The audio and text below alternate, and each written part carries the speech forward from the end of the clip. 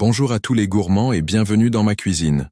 Aujourd'hui, on voyage dans le temps et dans les saveurs avec une recette qui va réveiller vos papilles, le curry de porc aux épices anciennes. C'est un plat réconfortant, plein de caractère, et je vais vous montrer comment le réussir à la perfection, étape par étape. Vous êtes prêts? On enfile son tablier et c'est parti. Avant de commencer, voici ce qu'il faut savoir sur cette recette. Elle est parfaite pour un dîner convivial de 4 personnes. Comptez environ 15 minutes de préparation et 45 minutes de cuisson, le temps que la magie opère. C'est une recette de difficulté facile, donc pas de panique même si vous débutez. Pour les ustensiles, il vous faudra simplement une grande cocotte ou une sauteuse, un couteau bien aiguisé et une planche à découper.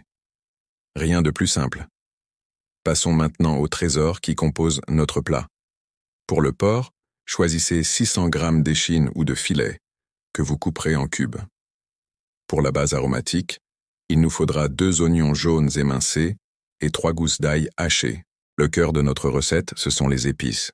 Préparez une cuillère à soupe de curcuma, une de cumin en poudre, une de coriandre moulu, une demi-cuillère de cannelle et une pincée de clous de girofle moulu.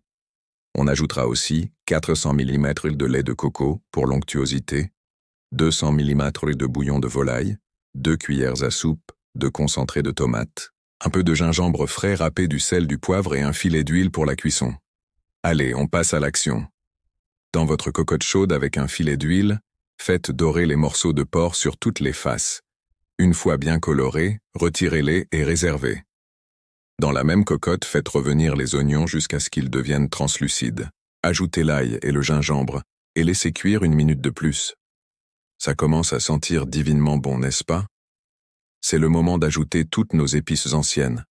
Remuez bien pendant 30 secondes pour torréfier les poudres et libérer tous leurs arômes. Incorporez ensuite le concentré de tomate, puis remettez la viande dans la cocotte. Versez le lait de coco et le bouillon, salez, poivrez, et portez le tout à une légère ébullition. Baissez ensuite le feu, couvrez et laissez mijoter doucement pendant 45 minutes. La viande va devenir incroyablement tendre et la sauce va épaissir.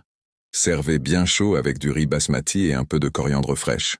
Un pur délice. Et voilà, votre voyage culinaire est terminé. J'espère que cette recette vous a plu. Si c'est le cas, n'oubliez pas de laisser un petit pouce bleu, de commenter pour me dire ce que vous en avez pensé et surtout, abonnez-vous pour ne manquer aucune de mes prochaines aventures gourmandes.